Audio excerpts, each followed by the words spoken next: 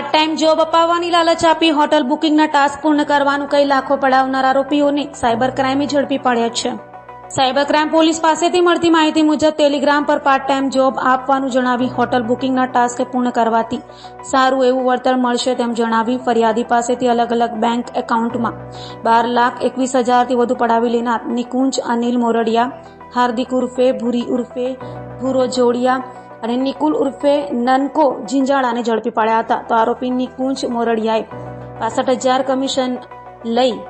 આઈસીઆઈસીઆઈનો account હાર્દિકને આપ્યો હતો, જેણે 25,000 કમિશન લઈ એકાઉન્ટ નિકુલ ઉર્ફે નનકોને આપ્યો હતો, જેણે 20,000 કમિશન લઈ એકાઉન્ટ આગળ કોને મોકલ્યું તે અંગે તપાસ હાથ ધરાઈ છે. શ્રી સુરત શહેર અધિક પોલીસ કમિશનર શ્રી ક્રાઇમ તથા નાયબ પોલીસ કમિશનર શ્રી સુરત શહેર નાઓની સૂચનાથી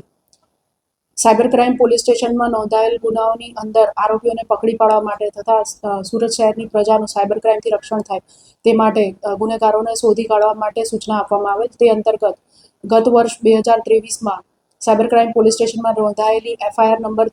83/2023ની અંદર જે ગુનો અનડિટેક્ટ હતો, સદર ગુનામાં ફરિયાદીને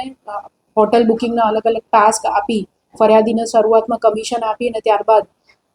પૈસા એની પાસે ભરાવડાવીને પછી પૈસા નહીં ઉપાડી દઈને આશરે 12,29,000 જેટલી મોટી રકમનું ફરિયાદીશ્રી સાથે ફ્રોડ કરવામાં આવેલું હતું. સદર અનડિટેક્ટ ગુનાના સાયબર ક્રાઇમ પોલીસ દ્વારા ડિટેક્ટ કરીને 3 જેટલા આરોપીઓની ધરપકડ કરવામાં આવી છે. સદર ગુનાની અંદર મૂળ એકાઉન્ટ ધારક નિકુંજ દ્વારા 65,000ની જેટલી મોટી માતબર રકમ લઈને કરંટ એકાઉન્ટ આગળના આરોપીઓને ભાડે આપવામાં આવેલ છે અને દરેક આરોપીએ 65,000થી માંડી 20,000, 25,000 જેવી રકમ લઈ એકાઉન્ટ ભાડે આપી મેળાપીપણામાં ગુનો આચરીને આ ફ્રોડ કરેલ છે. હજુ આગળની કાર્યવાહી અને ઇન્વેસ્ટિગેશન ચાલુ છે.